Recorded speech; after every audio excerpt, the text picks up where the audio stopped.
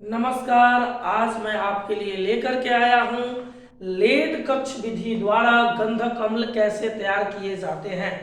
यानी आज हम लोग समझेंगे कि लेड कक्ष विधि क्या होती है और लेड कक्ष विधि द्वारा गंधक अम्ल यानी सल्फ्यूरिक अम्ल का निर्माण कैसे किया जाता है। बिहार बोर्ड एग्जाम में बहुत ही चर्चित ये सवाल रहा है कि लेड कक्ष विधि द्वारा गंधक अम्ल कैसे तैयार किए जाते हैं, और इसको आज हम लोग समझ लेते हैं बढ़िया से, ताकि एग्जाम में हम बेहतरीन ढंग से इसका जवाब लिख सकें।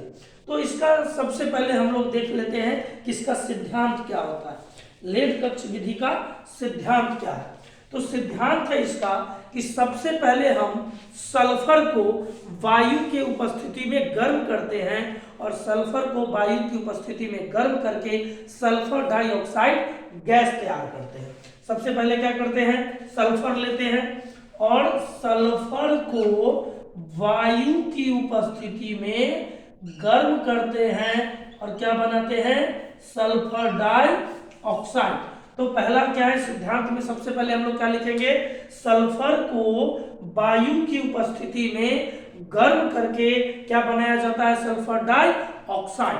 पुनः क्या करेंगे हम लोग, सल्फर डाइऑक्साइड को नाइट्रोजन ऑक्साइड उत्प्रेरक की उपस्थिति में वायु के साथ फिर से गर्म करेंगे और सल्फर ट्राई ऑक्साइड में बदल देंगे। यानी क्या करेंगे कि अब सल्फर डाइऑक्साइड को मतलब SO2 को वायु के साथ पुनः गर्म करेंगे।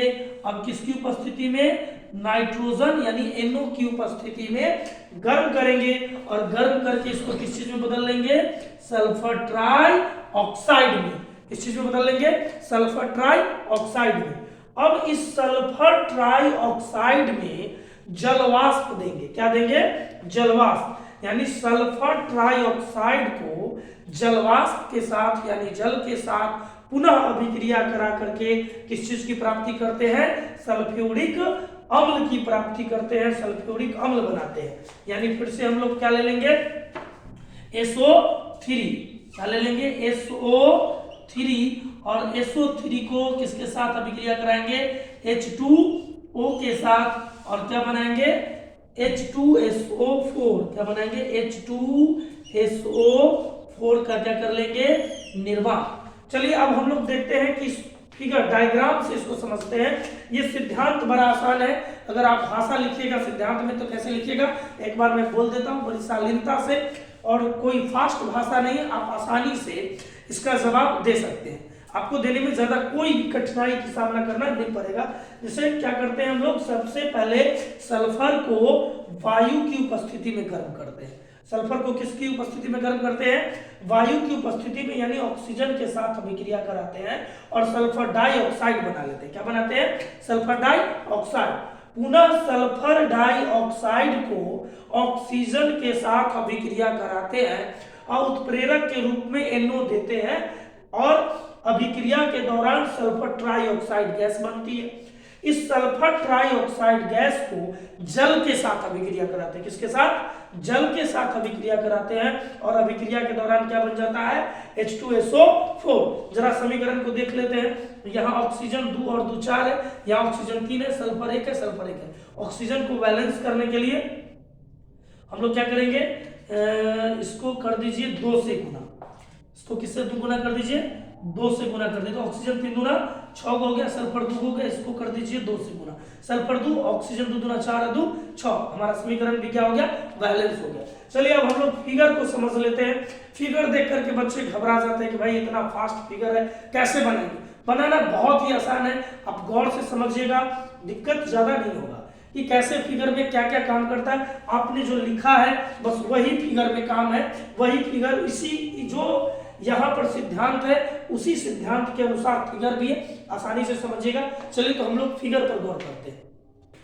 फिगर में सबसे पहले आप देख रहे हैं यहाँ सल्फर को वायु के साथ क्या किया जाता है, गर्म किया जाता है। सल्फर को वायु के साथ गर्म करते हैं और हम एक सल्फर बर्नर ले लेते हैं। क्या ले लेते हैं, सल्फर बर्नर ले लेते हैं। जैसे आप किताब में देखिएगा सल्फर बर्नर या पाइराइट बर्नर भी, आपको जो सहूलियत हो ले सकते हैं, लेकिन सल्फर आपके लिए ज्यादा अच्छा रहेगा, सल्फर बर्नर, क्योंकि आसानी से ये बन जाएगा। तो सल्फर बर्नर एक ले लेते हैं और सल्फर बर्नर में SO को O2 के साथ गर्म करते हैं। SO को क्या करते हैं?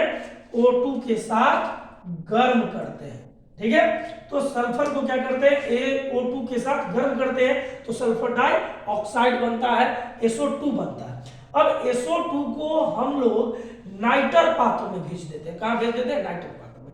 अब समझने वाली बात है कि सल्फर को जब हम वायु के साथ गर्म करते हैं तो वायु में तो केवल ऑक्सीजन नहीं होता, उसमें नाइट्रोजन भी होता है। तो नाइट्रोजन होने के कारण हमको वहां से NO निकालना है, NO2 निकालना है, तो इसलिए हम सल्फर को कहाँ भेज देते हैं? सल्फर डाइऑक्साइड को भेज देते हैं नाइटर पात्र में। नाइटर पात्र की मदद से हम नाइटर पात्र की मदद से SO तो सीधा SO2 जो है वो हमको मिल ही जाता है और नाइट्रोजन जो है नाइटर पात्र की मदद से नाइट्रोजन NO और NO2 में बदल जाता है और फिर इसको यहां से नाइटर पात्र से हम लोग कहां भेज देते हैं? ग्लोबल टावर में। देखिए कहां भेज देते हैं इसको? ग्लोबल टावर में। अब ग्लोबल टावर पर गौर करिएगा। ग्लोबल टावर पर ग्लोबल टावर के अंदर SO2 NO और NO2 गैस मौजूद है और यहाँ पर हमने कुछ पत्थर के टुकड़े भी ले लिए। यहाँ पर क्या है? कुछ पत्थर के टुकड़े हैं। अभी इस ग्लोबल टावर में हम ऊपर से 65% H2SO4 और नाइट्रोसिल हाइड्रोजन सल्फेट गिराते हैं। क्या गिराते हैं? 65% H2SO4 और नाइट्रोसिल हाइड्रोजन सल्फेट को गिराते हैं। ये नाइट्रोसिल हाइड्रोजन सल्फेट कहां से आता है और ये 65% H2SO4 कहां से आता है, इसको समझ लेते हैं। तो देखिए यहाँ लेड कक्ष को देखिए, सबसे महत्वपूर्ण इसमें लेड कक्ष है। सबसे महत्वपूर्ण क्या है? लेड कक्ष है।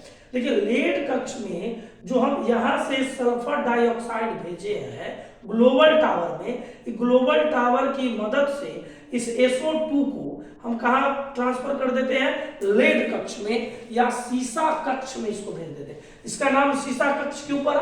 सीसा कक्ष इसका नाम इसलिए पड़ा क्योंकि ये चेंबर जो है वो सीसा का बना हुआ है। किस चीज का बना हुआ है? चेंबर सीसा का बना हुआ है। देखिए तीनों के तीनों चेंबर में सेम काम हो रहा है। क्या करते हैं? यहाँ SO2 गैस है, SO2 गैस यहाँ बदल जाते हैं SO3 में और SO3 क्या हो जाता है? H2SO4 में बदल जाते हैं। अब सवाल होता है कि इस लेड चेंबर में SO2 गैस SO3 में बदलते हैं, तो SO3 में बदलते कैसे? तो यहाँ देखिए नाइट्रोजन उपस्थित है। नाइट्रोजन तो देख रहे हैं आप SO2 है, हवा के साथ अभिक्रिया होती है O2 के साथ नाइट्रोजन की उपस्थिति में, तो नाइट्रोजन तो यहाँ उपस्थित है, इस टावर से इसको नाइट्रोजन मिल जाता है और SO2 SO3 में बदल जाते हैं। अब ये SO3 H2SO4 में कैसे बदलते हैं? तो देखिए यहाँ से हम भाप गिराते हैं, जल वाष्प को देते हैं। जल का भाप क्या करते हैं? इस लेड कक्ष में गिराते हैं, तो इस भाप के सहारे SO3 किस चीज में बदल जाता है? H2SO4 में बदल जाता है। कुछ SO2 बच जाते हैं, उसको हम लोग पुनः किसमें? दूसर के टावर में, यानी दूसर का लेड कक्ष में भेज देते हैं। यहाँ पुनः फिर इसका वही काम होता है और पुनः ये क्या बन जाते हैं? H2SO4 में बदल जाते हैं। फिर कुछ बच गए अगर तो उसको तीसरे टावर में भेजते हैं और यहाँ भी ये रिएक्शन करके H2SO4 में बदल जाता है और यहीं से 65% H2SO4 को देख रहे हैं आप, 65% H2SO4 को हम कहां भेज देते हैं? ग्लोबल टावर में ऊपर से गिराते हैं। अब जब ग्लोबल टावर में ऊपर से 65% H2SO4 और नाइट्रोसिल हाइड्रोजन सल्फेट जब गिराते, अब ये नाइट्रोसिल हाइड्रोजन सल्फेट कहाँ है? तो एक बार गौर करेंगे किस पर? यहाँ गेलुसाक टावर पर। किस पर गौर करेंगे? गेलुसेक टावर पर।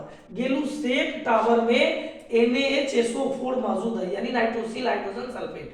यहां से मिल जाता है हमको क्या?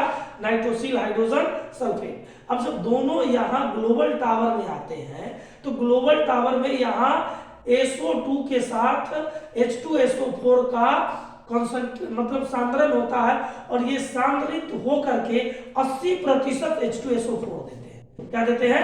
80% H2SO4।